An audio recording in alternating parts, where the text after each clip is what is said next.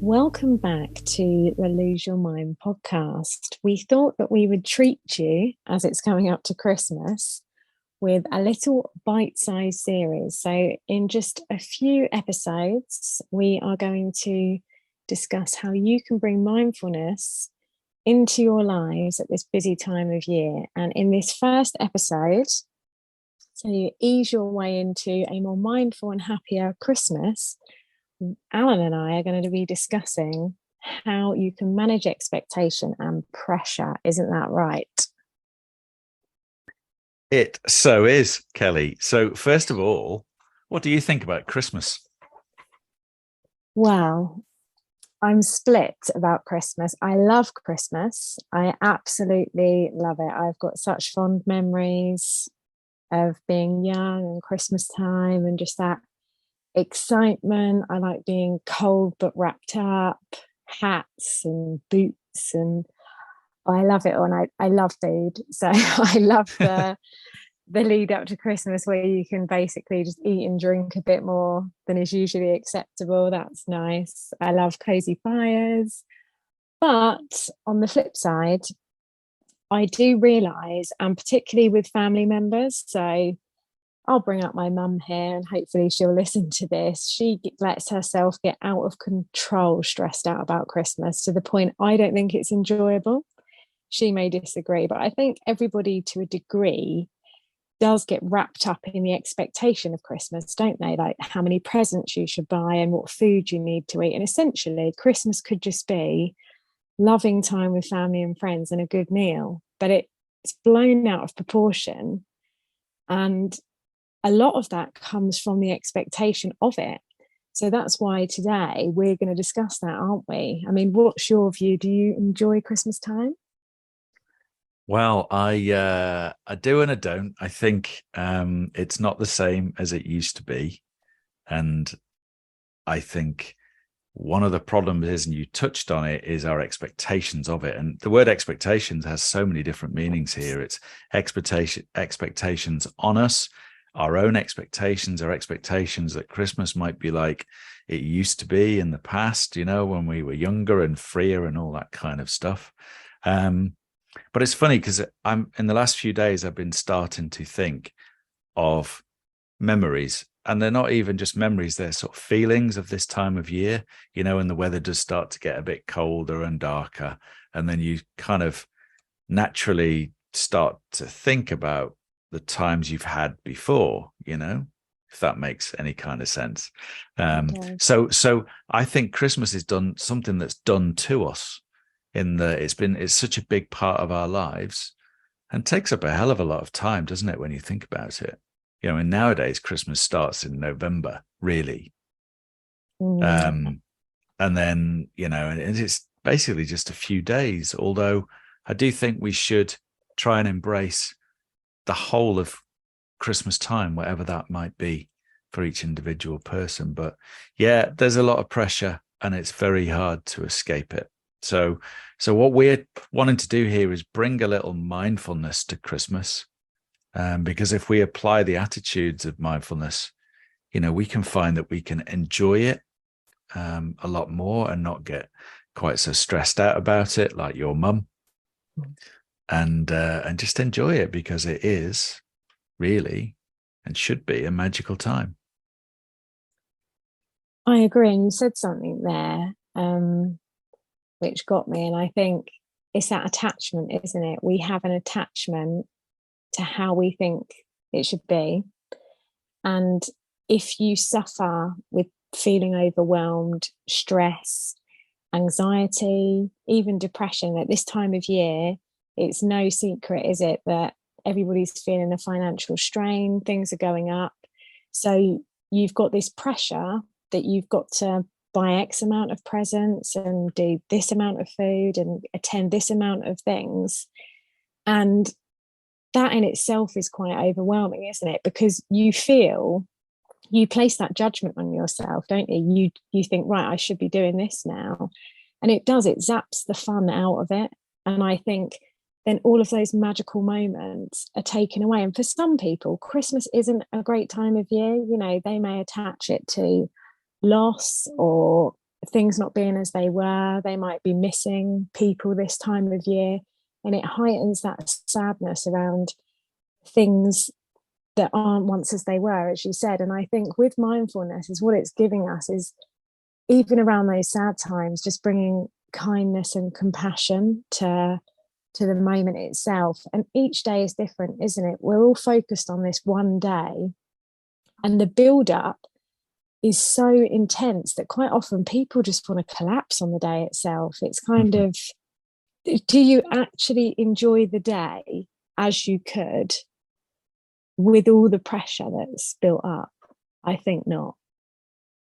I don't think you can either. There's so much on that, and which is why, I was saying, for me nowadays, the best parts of Christmas are the lead up, the little, maybe the modern traditions that you have. So maybe the ones you had many, many years ago, you have to let them go, right? And that's another mindful thing, is just being able to let something go and then embrace, what is new. And the more you embrace it and be in the moment, it sounds really obvious to say so once again, but the less stressed you'll be, and the more you will enjoy the whole thing, and not allow just it to be one day, because you're right, it can't possibly live up to expectations. And the other thing is, I'm not sure this is a mindful thing, but we always have this, I do anyway, this thing about, there was this perfect Christmas once. There was a perfect Christmas day where it snowed, and I had lots of nice gifts, and we saw all the family and everybody was laughing and playing games. And then you went to the pub in the evening. This is when I was, at least 18 years old. And, but it didn't all happen on one day. That was a composite of many different Christmases that I've just got in my mind as there was one perfect thing, like your perfect summer or something. And so that in a way is quite a nice thing, but it also just shows how your mind plays tricks on you, and therefore expects you to be able to repeat that again, and you can't. And so, one of the things I think, and it sounds a bit miserable, but I do think that to enjoy it more, you should lower your expectations. And that doesn't mean that you have to go in and say, oh, well, going to meet Auntie Hilda or something is going to be really crap. But, just, what I'm trying to say, it's just embrace each one, but don't think that it's going to be the best thing ever. That sounds terrible, but I think it does sound terrible, but I do know what you mean. What I'm trying to say. I do. And I also think on that, if you do think things are going to be a certain way, sometimes you can be pleasantly surprised if your expectations are less. And, we all have challenging times and people we possibly don't want to see as much as others. There's no secret. People may not say it, but we all feel it. And I also think, on the subject of that, it's really, really important to say no. I have been doing a lot around this at the moment. And even, if you're invited to a party you might not want to go to, you feel the pressure again that you should go. Oh, it's Christmas. Oh, they've invited me. Oh, how rude if I don't go. But what if it's all too much for you? What if you just can't face it? That it's no reflection on the other person. They can take that how they wish, but you've got to look after yourself. And mindfulness at Christmas, I mean, I love that, a mindful Christmas. It just sounds so peaceful. And we can all have moments of that. It's not to say that every day is going to be completely, we're cruising through, skiing through the season, just breezing along. But with mindfulness, we can have moments that give us that strength and resilience to cope with the difficult times. Wouldn't you agree? So yeah, striving. yes. And your last point there picked up on as well, the strength and resilience, because you're right, because however much you go into this trying to think you're bulletproof, it can be take a toll on your mental health, your physical health, because we tend to exercise less, we eat more, drink more, and all the stuff that we shouldn't really be consuming, and we do it, and we give ourselves the excuse to do that, and that's fine because it's once a year. But I think one of the things I will try and do differently this year is try and stay in the moment that I'm in. So we talk about looking forward to Christmas, and you hear people say, I can't wait for Christmas. When you say I can't wait for Christmas, that's the antipathy of mindfulness, isn't it? You know, because you're not in the moment you're in, because you're only thinking about the future. And of course, it can't ever be as good as you predict it is going to be. So that's one thing I would say. And also, you know, you mentioned cost of living earlier on as well. So I do think it's an opportunity for us all to just rein back a little bit and come back to the basics of Christmas, and not be lost and swept up in going out or buying online these days. You know, you're still spending a lot of time searching online, you know, spending a lot of time opening the door to the Amazon delivery driver, you know, rather than just, you know, just slowing it down, paring it back, and just thinking about what Christmas is really about for you. And do it in slow motion. And I know that sounds stupid, but my No. advice would be go slow, you know, and stop rushing, because, you know, and it doesn't have to be what it tends to be. I think the key is in slowing down though. And I remember actually in one of our earlier podcasts when we were doing the attitudes, you gave the example of slowing down, loading the dishwasher. I don't know if you remember that, but I you did. It know, sounds so ridiculous now when you no, play it back no, to me. not at all. But I have thought about that when I've been doing the same, you know, mundane everyday task. But I think some of the important things go missed. I'm not saying obviously loading the dishwasher at Christmas time is the task to really look forward to, But it's you very know, important. it's very important. And also having compassion around Christmas, not only for other people, but for yourself, because hopefully no young children are tuning in, because I wouldn't want to break anyone's hearts. But you know, Mm-hmm. when you're young and you go through the whole Father Christmas magical experience. Now, Spoiler alert. Spoiler alert. should I Kelly's not be about to talking say about something. this? Oh dear.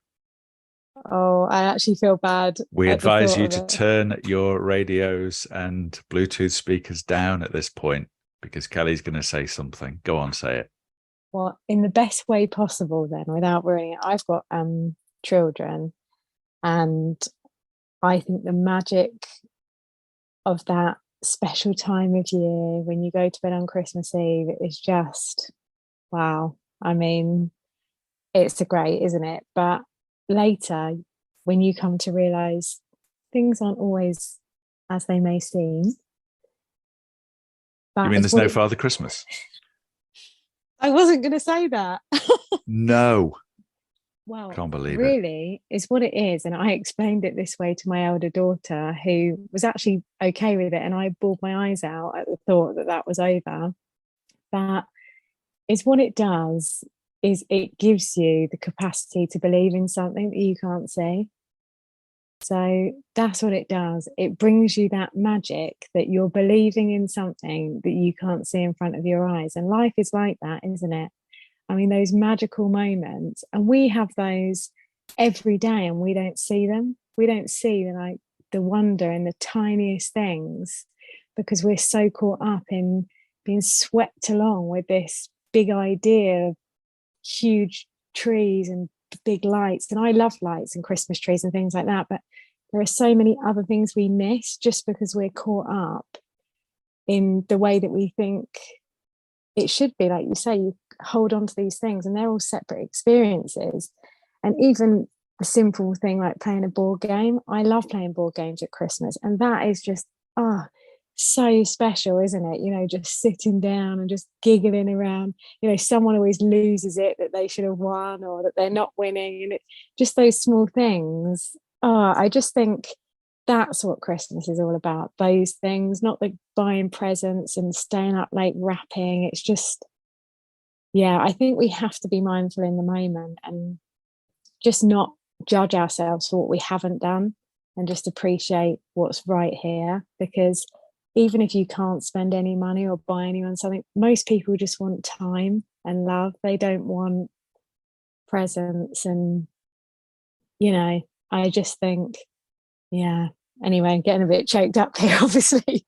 I think, I think that's really lovely what you just said. You know that you miss the magic.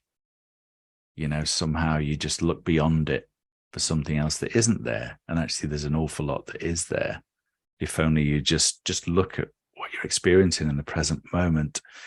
I remember a few years ago being with my family, and it was usual kind of Boxing Day madness. There was lots of gift exchange going on, and there was just lots of sidebar conversations going on, and it was just a crescendo of noise. And rather than just say, "Oh my God, that's noisy," I just listened to it. I just listened to the noise, and I thought, that is the sound of the family having fun. So you just lock that in, you know, as a nice little memory, as something you can even look back on in future times, as I just have now, with fond memory. And that's something that just gives you a little bit of resource, doesn't it? A little bit of almost like a little inner power, really. So that's quite nice. So there are I was, wonderful things that we have right now that we can be mindful of. And in our last series with the attitudes, we can use all those attitudes of mindfulness when we're feeling overwhelmed and managing our own expectations and pressures, can't we? We can think about not striving for things to be as they once were. We're in a new moment. It doesn't take away the memories and the times you had, but we're where we are. And just, you know, I think compassion is just huge. I think at this time of year that people need to have, particularly for themselves. For me, I don't know what you think. What are your tips mindfully to enjoy this special time? yeah, well, that what you just said, the first thing you just said about the pressure we put on ourselves. We're talking about pressure here. And we often say, you hear yourself say the words, it's going to be a really good Christmas. We're going to have a great Christmas. And so you have this expectation that you will have a great or merry Christmas.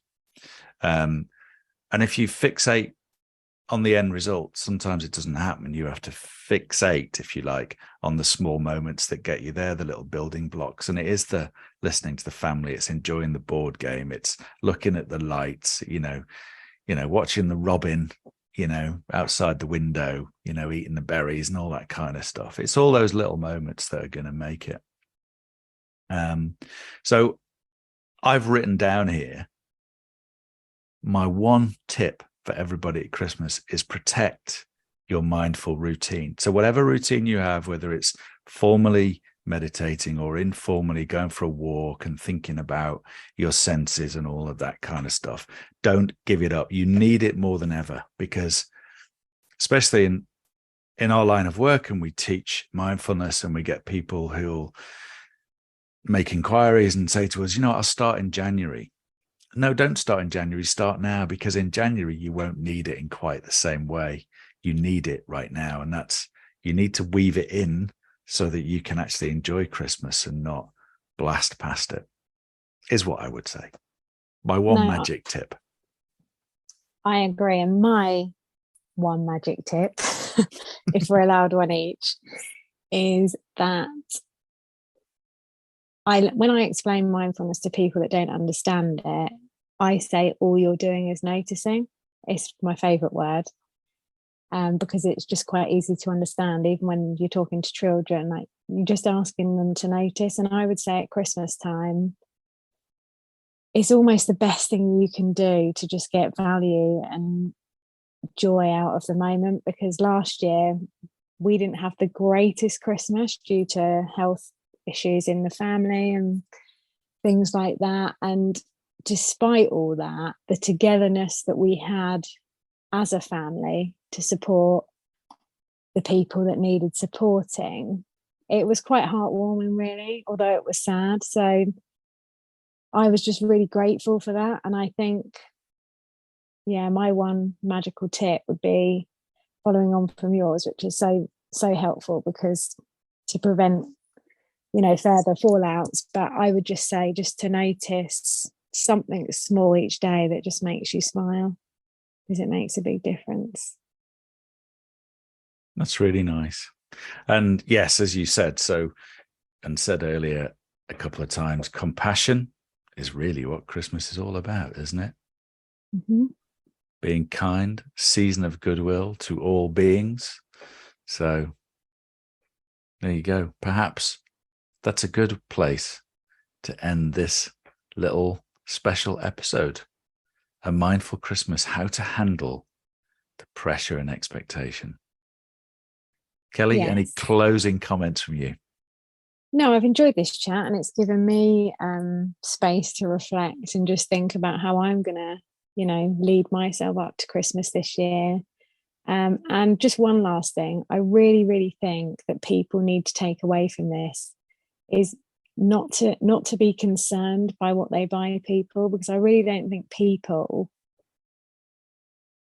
need to receive expensive gifts and things like that. And when money pressure is tough for a lot of families, and it's a difficult time, and I think the most important thing you can give anyone is just you. So it doesn't really matter about the presents or the spending. So don't get caught up on that.